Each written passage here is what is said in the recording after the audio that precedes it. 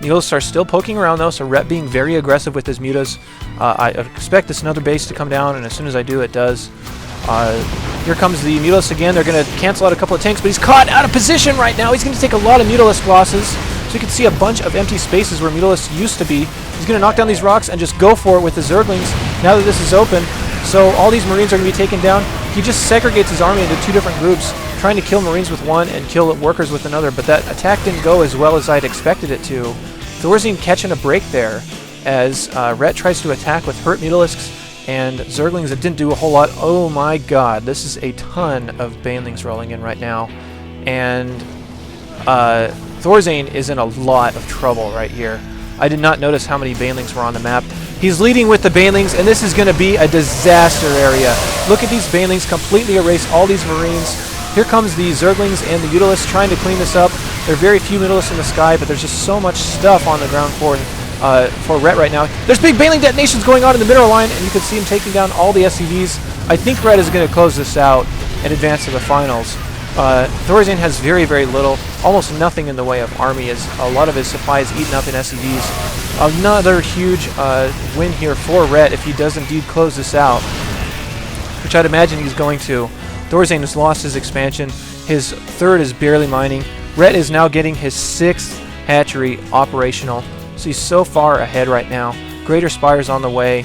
ThorZain is just doing everything he can to stay in this, but there's another pack of Banelings morphing, 23 on the way.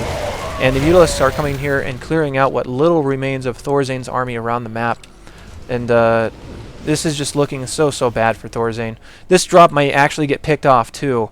And yes, down it goes before he could even unload a single Marine. That's really devastating. That's about the nail in the coffin right now.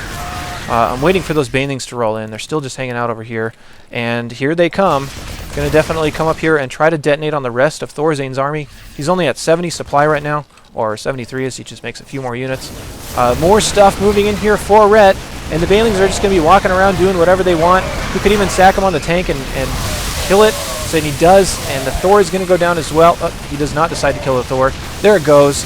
And ThorZain says, good game, well played. I don't know what that means, but those were indeed good games out of Rhett. He really crushed ThorZain here, who I don't know if I've seen enough Terran vs. Zerg to say if ThorZain is a strong player in that matchup. That just may be his weaker matchup, and it really looked like he had a hard time with Rhett in both of those games.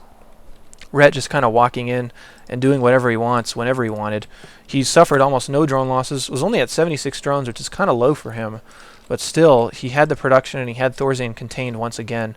And again, if you take a look at Rhett's vision on the map, look how much of this he sees. His army is obviously right here, but if you didn't see that, he would see all of this. It's over 50% of the map that he has vision on, and it's all on his side. So if ThorZain even tried to attack, Rhett would be alerted of that well in advance and have plenty of time to get over and then recover. So ThorZain just got pinned in a corner once again and beaten to a pulp.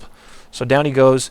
Rhett's going to be in the finals, and again, the winner of this tournament receives around $11,000. I think it's something weird like 11,300 or some random amount after the thousands. But a pretty large prize payout if you take this tournament.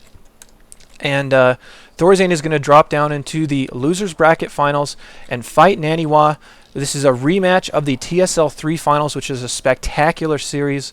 So I really hope we get the same kind of effect out of the next series we're going to see between ThorZain and Naniwa. I will bring that to you momentarily. Stay tuned. It should be a great match. I hope to see you there.